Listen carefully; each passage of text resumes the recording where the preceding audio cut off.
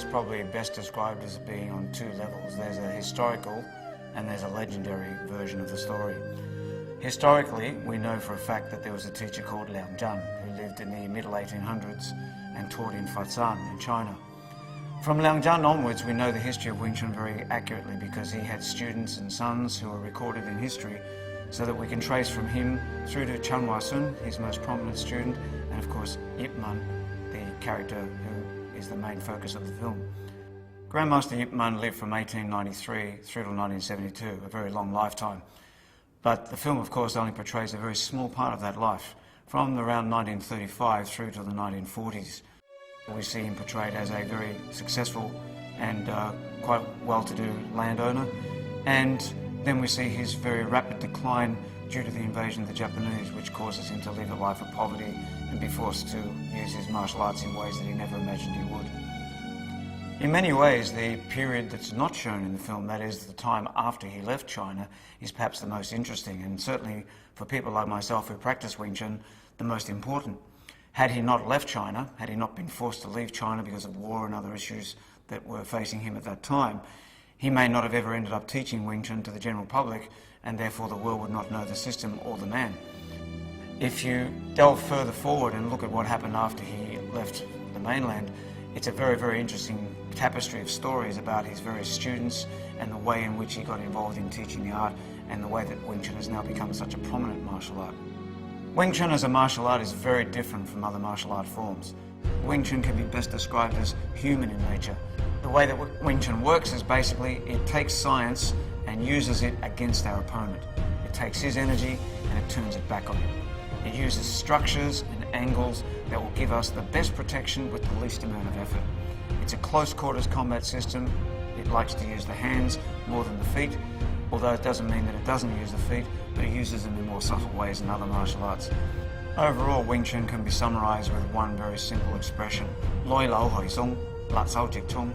When an attack comes towards you, you try to intercept it and meet with it. If it tries to retreat, you follow it, keep the pressure on, and the moment that any contact is lost, you attack.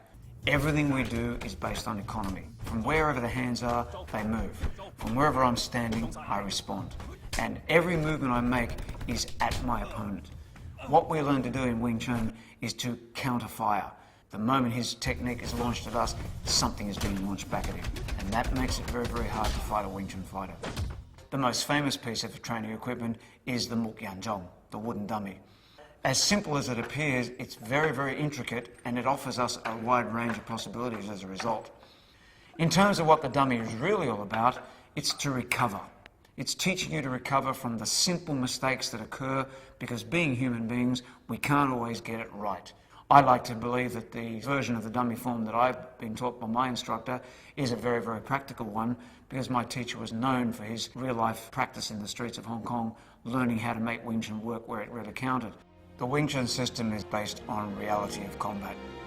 We don't do things that are flashy, flamboyant, and totally useless in combat. Wing Chun comes from a tradition of Beimo. Yip Man himself was very, very fond of testing his skills against fellow martial artists. It was about personal attribute development. That tradition was then filtered through to his students. My teacher in particular, Wong Sun Leung, he was known as the king of the challenge fight. The fights took place on rooftops, in laneways, in alleys. All the skills that we practice for are to get us able to counter somebody who's really trying to hurt us. A real opponent never attacks you the way that you think that they might. You can have whatever ideas in your head that you think you understand about fighting, and the real opponent will do something completely different. There often isn't time to see what's happening. There isn't time to think about it. It's got to be instinctive. This is where Chi Sao gives a Wing Chun fighter a real edge over their opponent, because Chi Sao enables you to find the gaps without having to know where they are. When Grandmaster Yip Man first came to Hong Kong, his knowledge of Kung Fu, of Wing Chun, went by largely unnoticed for a time. And suddenly people realised that they had in their midst a great master of martial arts. People suddenly said, well, why don't you start teaching Kung Fu? From that point onwards, slowly Yip Man developed a reputation as an instructor and started taking on students. The four most famous students of all being Leung Xiao, Chu Xiongtin, Lok Yu, and my own teacher, Wong Sun Leung. Wong Sun Leung went on to make Wing Chun very, very famous by virtue of his challenge fights. And those Rooftop fights and the fame that came from those gradually filtered around the colony of Hong Kong until other people became very interested. One of those was a very young Bruce Lee. So he took him under his wing. And especially for the last 18 months or so before Bruce Lee left Hong Kong for America, he was training on an almost daily basis with my teacher. I recently read that there are as many as 4 million people practicing Wing Chun in the world today. If it hadn't have been for Yip Man making that trip from China, there might not be Wing Chun in the world today. Yip Man has left us an amazing legacy, and that legacy has been enhanced by people like Wong Sin Leung, Bruce Lee, and the like.